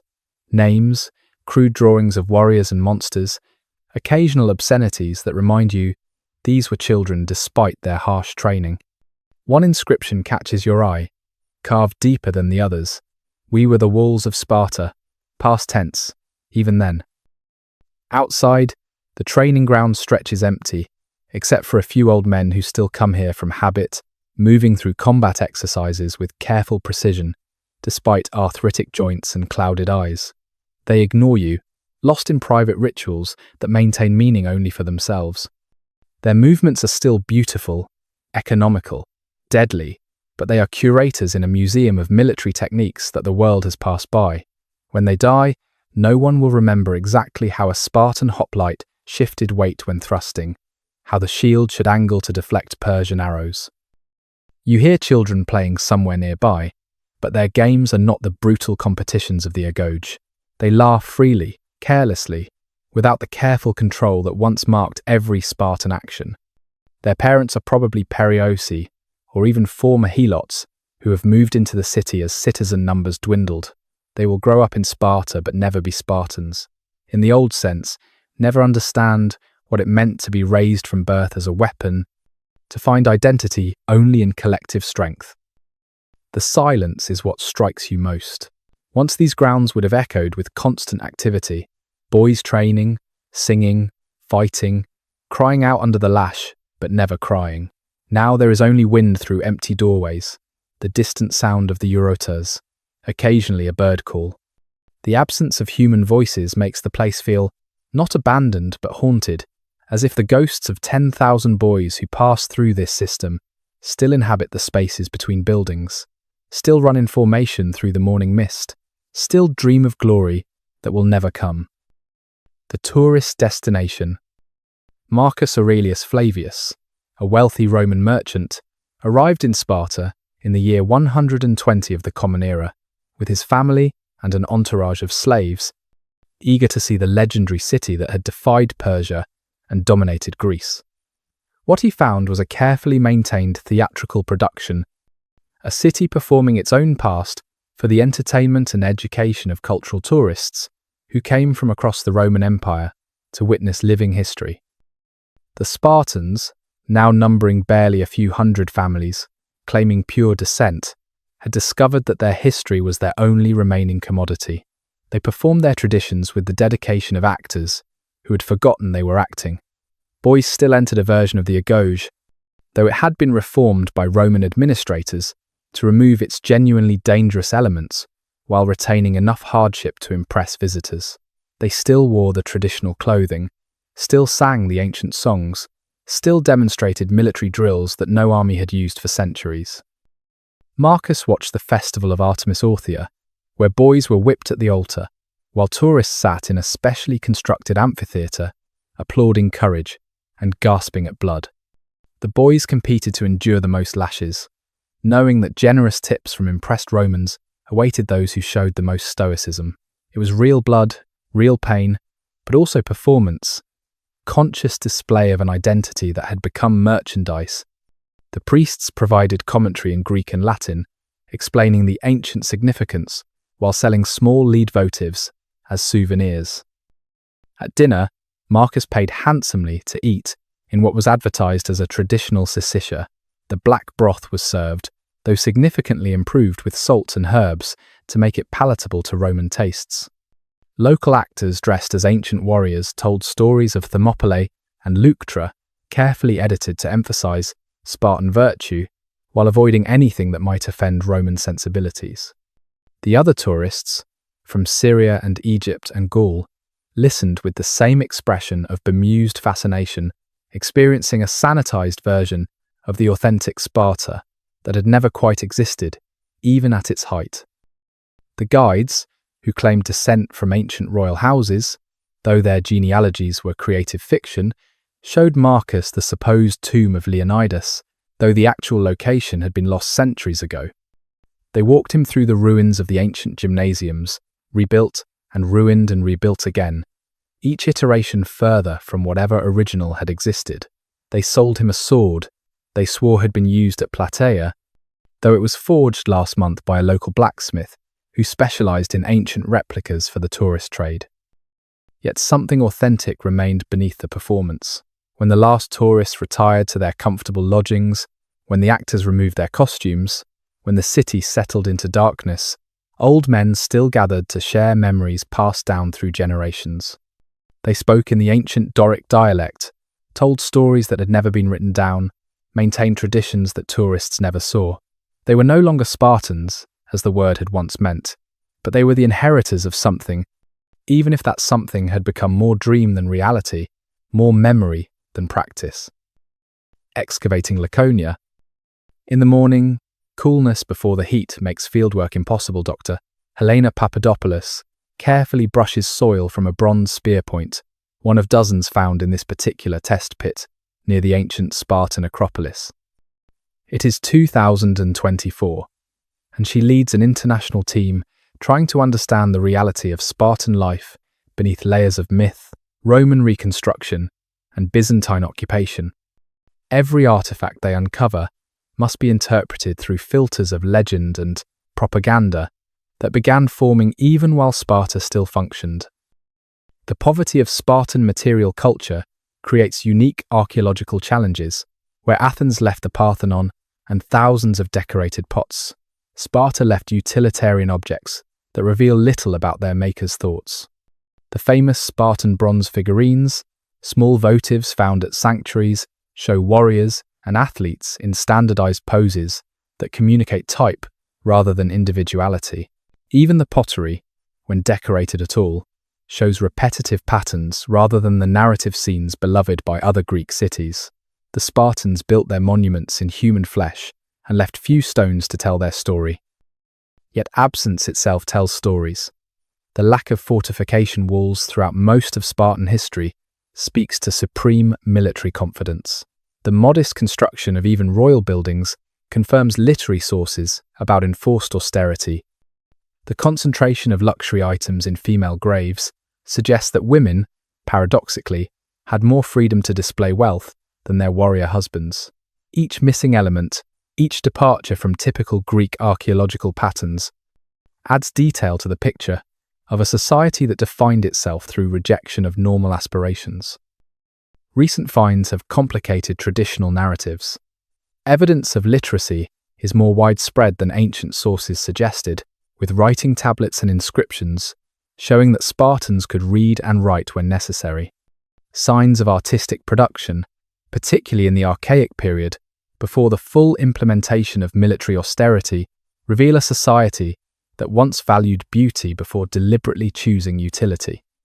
Most intriguingly, helot settlements show more prosperity than expected, suggesting that the relationship between master and slave was more complex than simple oppression. The team has also found evidence of the tourist era, when Sparta commodified its own history. Roman coins, dedicatory inscriptions in Latin, modifications to ancient structures to accommodate viewers, all testified to the transformation from living city to historical theme park, layer by layer, century by century. The excavation reveals not one Sparta but many: the Dark Age settlement, the archaic artistic centre, the classical military state, the Hellenistic decline, the Roman tourist attraction, each interpreting and rewriting its own past for contemporary purposes. The eternal shield wall. The influence of Sparta radiates through 25 centuries, like ripples from a stone dropped in still water, each generation finding in that austere city what it needs to see. Military academies from West Point to Sandhurst still teach Thermopylae as an example of sacrifice and tactical use of terrain. The phrase Spartan conditions has entered dozens of languages, immediately understood to mean austere, disciplined, minimal. Children who have never heard of the Peloponnesian War know that Spartans were warriors, that 300 stood against millions, that they chose death over dishonor. Yet what survives is selective, filtered through centuries of interpretation and appropriation. The founding fathers of America admired Spartan mixed government while ignoring the helot system that made it possible. Nazi Germany celebrated Spartan eugenics and military culture, while overlooking their ultimate defeat and demographic collapse. Modern fitness culture embraces Spartan training while sanitizing its brutality and purpose. Each appropriation takes what it wants and discards what does not fit contemporary needs. The true Spartan legacy may be the questions they force us to confront, rather than the answers they provided. What is the proper balance between individual freedom and collective purpose? How much suffering is justified in pursuit of excellence? Can a society maintain military superiority without losing its humanity? Is it better to adapt and survive, or maintain principle and perish? These questions resonated in ancient Greece, in Renaissance Italy, in revolutionary France, and continue to demand consideration today. Modern Sparta is a pleasant small city in the Peloponnese, surrounded by orange groves and olive trees. Tourists come to see the few ancient remains, photograph themselves with men dressed as hoplites, buy replicas of Spartan shields in the gift shops. The descendants of those ancient warriors, if any direct lineage survives, are indistinguishable from other Greeks, their DNA dispersed through centuries of migration and intermarriage. The physical city has less impressive ruins than dozens of other ancient sites. But the idea of Sparta remains indestructible, reformed, and reinterpreted by each generation, but never forgotten. In military colleges, cadets still learn that death before dishonor is the warrior's creed. In gymnasiums, athletes push through pain, believing they channel ancient discipline. In political philosophy seminars, students debate whether Sparta represented admirable virtue or cautionary extremism. The shield wall may have broken at Leuctra, but the cultural formation continues its advance through time. The Spartans built no lasting monuments in stone, created no artistic masterworks, wrote no philosophical treatises that survived. They invested everything in the creation of a human ideal, the perfect warrior, the citizen who existed only for the state, the mother who celebrated her son's death if it came with honor.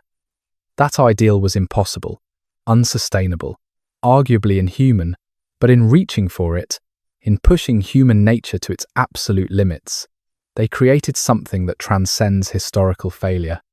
They became not just a city or a people, but an eternal question about what humanity might become if it were willing to pay any price for a singular vision of excellence. The Last Shield. As our journey through the rise and fall of ancient Sparta draws to its close, we return to the paradox with which we began. The society that created nothing, built to last, somehow achieved immortality. The warriors, who refused to write their laws, became the subject of countless books. The city that rejected wealth and comfort became eternally wealthy in the currency of human memory, eternally comfortable in the imagination of those who dream of discipline and purpose. Perhaps this is the final lesson of Sparta, that human achievement is not measured only in monuments and manuscripts, but in the courage to attempt the impossible, to push against the boundaries of what societies can become, to choose a vision and pursue it regardless of cost. The Spartans failed, ultimately and completely. Their system collapsed, their population vanished, their military supremacy proved temporary, but in their failure, they succeeded in creating something that success alone could never achieve. A permanent place in the human conversation about who we are and who we might become. May these historical reflections have brought you comfort and calm. Rest well beneath the starlit skies of ancient nights,